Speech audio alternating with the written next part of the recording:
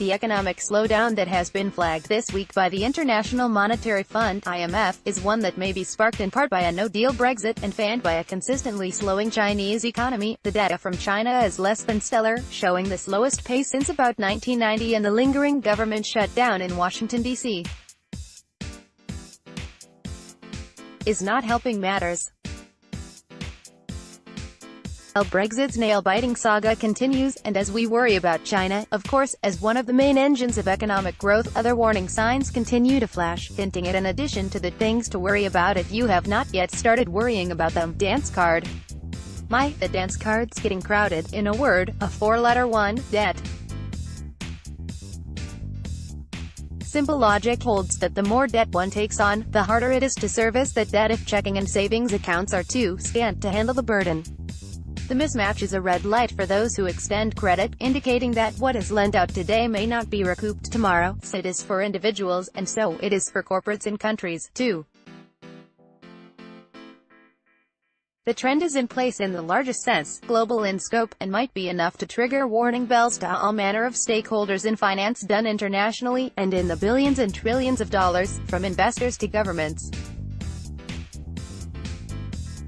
Consider the fact that earlier this month, the Institute of International Finance (IIF) found that as of the end of the third quarter of 2018, global debt levels stood at $244 trillion, or as much as 318% of the global GDP.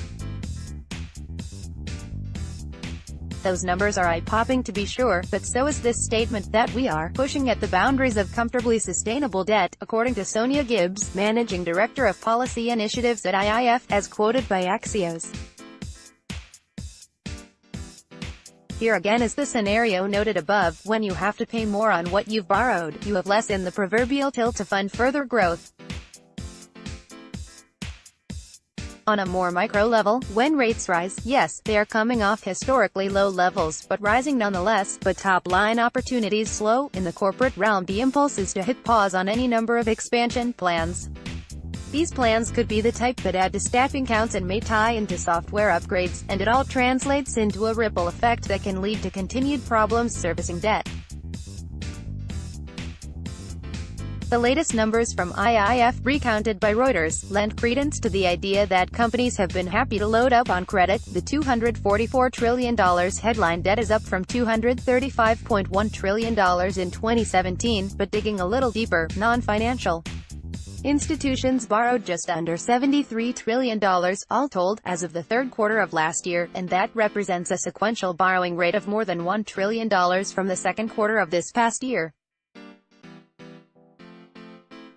As noted in this space earlier in the month, and as discussed in an interview with Jerry Flum, CEO of Credit Risk Monitor, those firms that have problems paying interest and principal from current operations may try to take on new debt in an effort to grapple with the old debt. Beyond that, default rates may go well beyond the current 1.5% rate, and bankruptcies loom.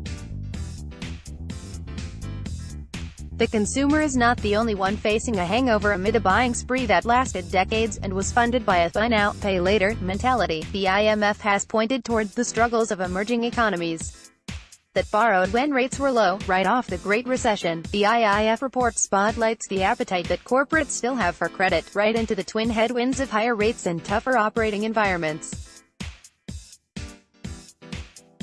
No one likes the idea of restructurings, write-offs, or even the dreaded B word, but the spate of options are all too real and less than appetizing, as the numbers become ever more ominous.